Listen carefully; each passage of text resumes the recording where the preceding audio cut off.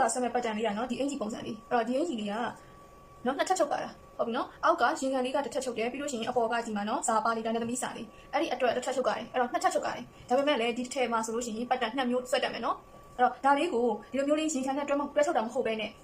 ရိုးရိုးရှမ်းရင်ပုံလေးချုပ်ချင်တယ်ဆိုလို့ရှိရင်လည်းဒီပတ်တန်ကိုသုံးလို့ရတယ်ဒါကြောင့်မို့လို့ဒီတစ်ထည့်ကနေပြီးတော့နှစ်ပတ်တန်နှစ်ခုစာရမယ်နော်ရင်ခံလေးရင်ဆုံးဆွဲမယ်ရင်ခံဆွဲမှာဖြစ်တဲ့အတွက်ကြောင့်မို့ရောင်မတူအောင်လို့အခွင့်အရေးလေးသုံးမယ်အဲ့တော့ရင်ခံလေးကသူကရင်တော်တော်ဖုံးတယ်ဟုတ်ပြီနော်အဲ့တော့အခိုက်ကြီးလည်းမဟုတ်ဘူးရင်ကိုဖုံးတယ်အဲ့တော့ကျိုးတစ်လုံးလေးပါမယ်နော်အဲ့ဒီတော့သူ့ကိုရင်ခံဆက်မယ်ဆိုရင်အရင်ဆုံးဒီနိုးထိပ်ကနေပြီးတော့နော်နိုးထိပ်ကနေပြီးတော့အောက်ကိုနှစ်ခွက်လောက်ဆင်းလိုက်မယ်အဲ့တော့ဒီမှာကချက်ပြောင်းမယ်နော်အဲ့တော့ဒီပတ်တန်ကအရင် customer ရဲ့ခန္ဓာကိုယ်စက်ရည်လည်းမတူဘူးသူကရင်30မိနစ်လောက်ပဲရှိတာဒါကြောင့်မို့လို့ဒီအခုရင်နိုးတောက်လေးကိုဘယ်လောက်ပဲယူထားလဲဆိုရင်60ပဲယူထားတယ်အဲ့တော့ရင်30လို့ပါလို့ဆိုလို့ရှိရင်အဲ့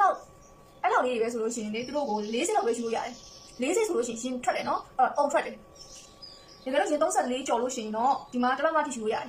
အဲ့တော့ဆိုတာကဒီမှာကဂျိုင်းတော့ကတော့60ကမပြောင်းလဲဘူးဂျင်းတို့တော့ကတော့တို့တွေက40 60တက်လောက်မှဆိုပြီးတော့ပြောင်းလဲနိုင်တယ်အဲ့တော့ကိုပြောင်းလဲရင်ပြောင်းလဲတက်လောက်ဒီမှာ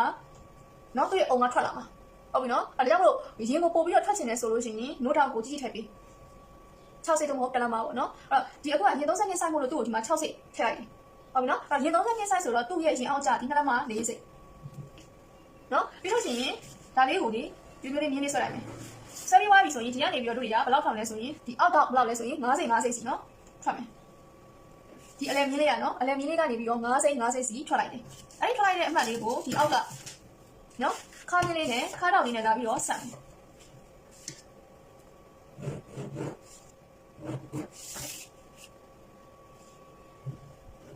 ဒီလိုလေးဆက်ကြိုင်ခဏခဏမယ်ပြီးတော့အပေါ်ဘက်ကိုတို့တွေကရင်အောင်ကိုဘယ်လောက်ဆွဲမှာလဲပေါ့နော်ဘယ်လောက်အမြင့်ယူမှာလဲဒီနိုးထိပ်ကနေဘယ်လောက်ယူမှာလဲပေါ့အဲ့တော့ဒါလေးကအရင်ထက်ကနေအောက်ကိုနှစ်ခွဲဆင်းရင်အပေါ်ကိုနှစ်ခွဲတက်လို့ရတယ်။ဒါပေမဲ့ဒါဒီပို့ပြီးတော့လုံးလုံးချုံချုံလေးနဲ့နော်ပြီးလို့ရှိရင်သူကကာကြီးပုံလေးအဲ့လိုမျိုးဖြစ်နေတဲ့အတွက်ကြောင့်မို့လို့သူ့ကိုဘယ်လောက်ယူထားလဲဆိုရင်တစ်လက်မထပ်ပြီးတော့ပေါင်းထားတယ်။ဟုတ်မနော်ဒီမှာတစ်လက်မထပ်ပြီးတော့ပေါင်းထားတယ်။အခုဒီကနေပြီးတော့ဒီထိကနှစ်ခွဲဆိုတော့တစ်လက်မထပ်ပေါင်းရင်3ခွဲလောက်ယူထားတယ်။ဟုတ်ပြီနော်ရင်အောင်ကိုဒီအပေါ်ကနော်3ခွဲအဲ့တော့သူကရှင်းရင်ချင်းမြင်းနေတော့နီးသွားမယ်။အဲ့ဒီကနေပြီးတော့သူ3ခွဲမှတ်လိုက်တယ်။မှတ်လိုက်မယ်နော်3ခွဲတော့မှတ်ပြီးတော့အဲ့ဒီမြင်းတက်လေးကိုဒီလိုမျိုးလေးမြင်းလေးဆွဲလိုက်နော်မြင်းချောက်တက်လေးကိုဆွဲလိုက်ဟုတ်ပြီနော်အဲ့တော့3ခွဲမှတ်လိုက်တယ်မှတ်ပြီးတော့တက်လေးဆွဲလိုက်တယ်ပြီးလို့ရှိရင်ဒက်မြင်းလေးဆွဲထားမယ်နော်ဒက်မြင်းဒီအလဲမြင်းကနေပြီးတော့ဒီမှာလေးတောက်မြင်းတောက်အလဲမြင်းကနေပြီးတော့ဒီတက်လေးဆွဲလိုက်တယ်ဟုတ်ပြီနော်ဆွဲပြီးလို့ရှိရင်ဒီအခုဒါဒီဆွဲထားတဲ့မြင်းဒီကနေပြီးတော့ဒီဘက်ကိုဘယ်လောက်လဲဆိုရင်60ဘယ်လောက်လဲ60နော်ဒီမှာ60ပြီးလို့ရှိရင်အဲ့ဒီနေရာလေးကလည်း3ခွဲပဲ3ခွဲဆိုတော့ဒီနို့ထိပ်ကနေပြီးတော့3ခွဲအမှတ်လေးမှတ်လိုက်မယ်နော်ဒီမှာ3ခွဲပြီးရင်ဒီဘက်ကိုလည်း3ခွဲနော်ဒီနေရာလေး3ခွဲအဲ့တော့ဒီဘက်တွေလည်း3ခွဲပဲဒီနေရာလေး3ခွဲပဲနော်အကုန်လုံး3ခွဲပေါ့နော်ဒီတစ်ချောင်းလုံးက3ခွဲတွေကြီးပဲအဲ့လိုမျိုးလေးမှတ်လိုက်ဒီနို့ထိပ်ကနေမှတ်တာနော်အဲ့တော့မှတ်ပြီးသွားပြီဆိုရင်ကဲအခုဒီမှာ60ထွက်လိုက်တဲ့နေရာလေးရှိတယ်နော်ဒီကနေပဲဒီကိုဘယ်လောက်လဲဆိုရင်60ဟုတ်ပြီနော်60ချလိုက်တယ်အဲ့ဒီချလိုက်တဲ့60လေးကိုဒီနို့ထိပ်နဲ့လာပြီးတော့ဆက်မယ်ဒီလိုမျိုးလေးအရောက်လာမသိဘူးနော်ဒီလိုမျိုးလေးဖြစ်သွားပြီဒါဆိုရင်နော်ဒီနေရာလေးရယ်ဒါလေးရယ်ဒီချိုင်းလေးရယ်ကိုဆက်မယ်နော်ဒီမှာနော်ခုနကဒီကနေပြီးတော့ဒီမှာ3ခွဲမှတ်ထားတဲ့ဒီအမှတ်လေးနှစ်ခုကိုအရင်ဆုံးဆက်လိုက်တယ်ဆက်ပြီးလို့ရှိရင်ဒီချိုင်းလေးကိုအရင်မကွေးချင်တဲ့အတွက်ကြောင့်မို့လို့နော်ပြေးကွေးလေးကိုဒီလိုကင်လိုက်တယ်နော်ကင်ပြီးတော့ဒီချိုင်းမြင်းလေးနဲ့ဒီနားလေးကိုဖြည်းဖြည်းလေးဝိုက်လိုက်တယ်ဒီလိုမျိုးဖြည်းဖြည်းလေးဝိုက်လိုက်တယ်ဒီမှာနော်ဒါဒီမူလချိုင်းဟုတ်လားမူလချိုင်းဒါလေးကအခုပြန်ဝိုက်ထားတဲ့ချိုင်းလေးနော်ဒါရှင်ခံအတွက်ပြန်ဝိုက်ထားတဲ့ချိုင်းလေးအဲ့တော့ဒါကနော်တက်ပြရအောင်ဒီနေရာလေးမလိုဘူးနော်60ကွာထားတဲ့ဒီနေရာလေးမလိုဘူးပြီးရင်ဒီဘက်ကျတော့တို့တွေကသူကကာကြီးပုံလေးဆိုတော့ဒီအခုတက်ဆွဲထားတဲ့ဒီမြင်းကနေပြီးတော့နော်ဒါဒီမြင်းအဲ့ဒီမြင်းကနေပြီးတော့အောက်ကိုဘယ်လောက်ချမှာလဲပေါ့အဲ့ဒါလေးဝှချင်တဲ့အတွက်ကြောင့်မို့လို့တစ်လက်မ20ဒါပေမဲ့ဒါဒီသိမနဲ့ခုနော်ဒီမှာမှတ်ထားတဲ့ဒီနေရာလေးရယ်ဒါလေးကိုကပ်ကွင်းလေးကိုကြိုင်ရကြည့်မယ်နော်ဒီလိုမျိုးလေးလာပြီးတော့ဆက်မယ်ဟုတ်ပြီနော်အဲ့လိုဆက်မယ်အဲ့လိုဆက်ပြီးတော့သူ့ကိုဒီနားမှာဒီနေရာကြီးခနေမှာဆိုလို့နော်သူ့ကိုတောက်ထိုးပေးရမယ်တောက်ထိုးပေးရမှာဖြစ်တဲ့အတွက်ကြောင့်မို့လို့တောက်ကိုဘယ်လိုထိုးမလဲဆိုရင်ဒီမှာ note ထိပ်အဲ့ဒီ note ထိပ်ကနေပြီးတော့ 11အဲ့ဒီနေရာလေးကိုဆွဲလိုက်တယ်ဆွဲပြီးတော့အဲ့ဒီမြင်းကနေပြီးတော့ဒီမှာနော်ကွေးထားတဲ့နေရာလေးဒီဘက်ကို30ဟုတ်ပြီနော်30ဆွဲလိုက်တယ်ဆွဲပြီးတော့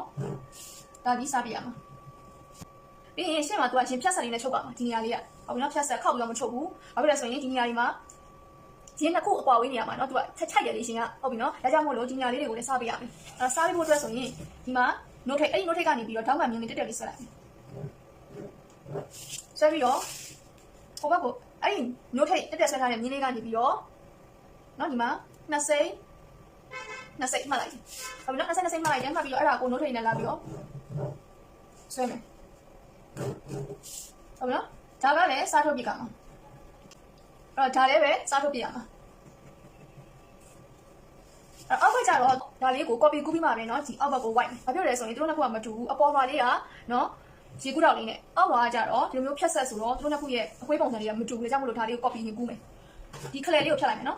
ဒီတောက်လေးကို copy မကူးခင်အရင်ဖြတ်မယ်เนาะဖြတ်ပြီးတော့ဒီရေလို့တောက်လေးကိုလာကတ်မယ်တိတ်ကတ်မယ်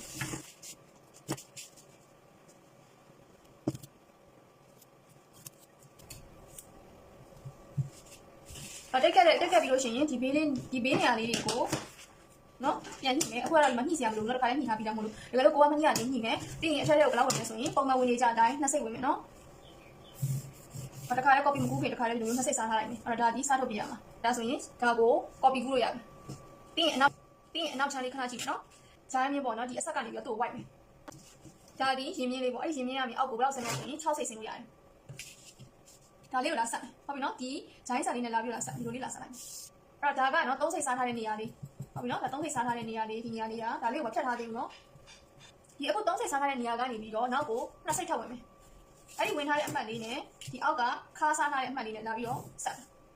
တော့ဒါဒီဘာဖြစ်မလဲဆိုရင်စားထုတ်ပြရမယ်ပတ်တန်လေးမှာဆိုတော့ဒီမှာကြည့်မယ်ဒီနေရာလေးပေါ့ဒါဒီစားပြရမယ်ပြီးတဲ့အခါမှာဒီမှာတွေ့တာမသိဘူးဒါဒီနောက်ချမ်းရဲ့အလဲတော့အဲ့ဒီအလဲတော့ကနေပြီးတော့ဟိုဘက်ကို3စိတ်နော်30ဒီဘက်ကို30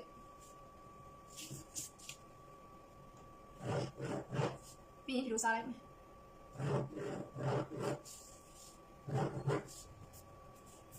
အဲ့တော့ဒီနေရာလေးကစားထုတ်ပြရမယ်အဲ့ဒါဆိုလို့ရှိရင်နောက်ချမ်းပြီးသွားပြီ